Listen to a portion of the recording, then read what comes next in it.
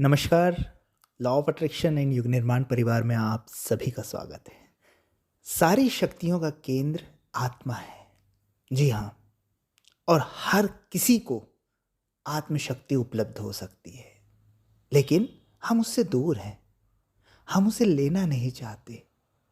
हम उस शक्ति को पाना नहीं चाह रहे हैं, और पाना चाह भी रहे हैं तो हमारे प्रयास गलत हो रहे हैं। देखिए, आत्मा सदा से मौजूद है। वो सत्य है, सनातन है, अनंत है। लेकिन हमने अपने आप को अपने मन और शरीर तक सीमित कर लिया है। हमने आत्मा को जाना ही नहीं है। सुन के कहीं कहीं मान लिया है कि आत्मा जैसा कुछ होता है, लेकिन जाना नहीं है। हम वहाँ तक पहुँचे नहीं हैं। बस यही बाधा है।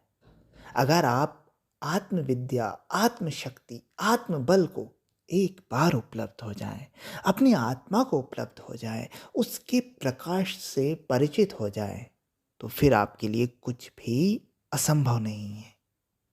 कहते हैं कि आत्मा समस्त देवताओं की शक्तियों को अपने अंदर लेकर बैठी हुई है, लेकिन बस इसके ऊपर जो कषाय कल्मश हैं, दोष दुर्गुण हैं, गंदगी है, वो इसे ढके हुए है।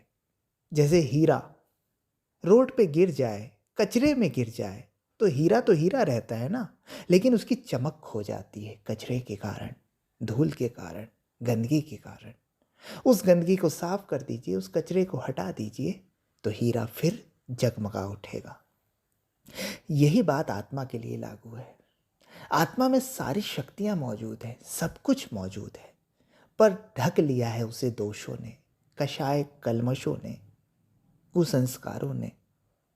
इन चीज़ों को हटा दें तो आपको आत्मा की शक्ति मिल जाएगी। इस गंदगी को, इस कचरे को हटाने के लिए ही सारी साधनाएं होती हैं। योग व्यायाम होता है, ध्यान होता है, समाधि होती है, सारे विभिन्न प्रकार के कर्म होते हैं। आत्मा को पाने के लिए नहीं होते। आत्मा तो मिली ही हुई है। आत्मा के सामने जो आवरण आ गए हैं, उन्हें हटाने का नाम ही साधना है। उन्हें हटाने का नाम ही योग है, ध्यान है, समाधि है। तो आपको आत्मा को पाना नहीं है, आप स्वयं ही आत्मा हैं। आपको तो सिर्फ जानना है, और जानने के मार्ग की बाधाओं को हटा लेना है। जितना जितना ये बाधाएं हटते जाएंगी, उतना ही आपको आत्मशक्ति का लाभ मिलता जाएगा। बड़े बड़े ऋषि, बड़े बड़े महापुरुष इसी आधार पे अपनी पात्रता विकसित करते हैं। पात्रता भगवान नहीं देता, पात्रता आप स्वयं विकसित करते हैं अपने पुरुषार्थ से, अपनी साधना से, और उसके बाद ईश्वरीय शक्तियां आपको मिलने लगती हैं। आपको तो बस उस फ्रिक्वेंसी में पहुंचना होता है जहां से अनुदान और वरदान मिलने लगे। वो लगातार बरस ही रहे हैं, लेकिन आपकी फ्रिक्वेंसी सेट नहीं है, आपकी पात्रता विकसित नहीं है। अभी आपकी आत्मशक्ति कुंठित है, कषाय कल्मशों से, दोष दुर्गुणों से भरी हुई है।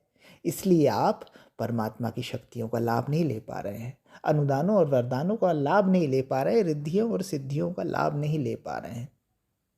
तो इसके लिए प्रार्थना मत कीजिए, भीख मत मांगिए, अपने आप पर काम कीजिए, अपने आप को ठीक करना शुरू कीजिए, अपने अंतःकरण को पवित्र करना शुरू कीजिए।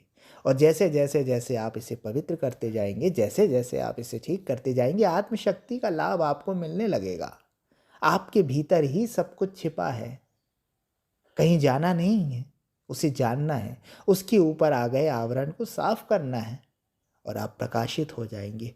आप क्या, आपके माध्यम से कई लोग प्रकाशित हो जाएंगे। तो जुड़िए आत्मा से, जुड़िए अपने आप से, फिर सब कुछ संभव है आपके लिए।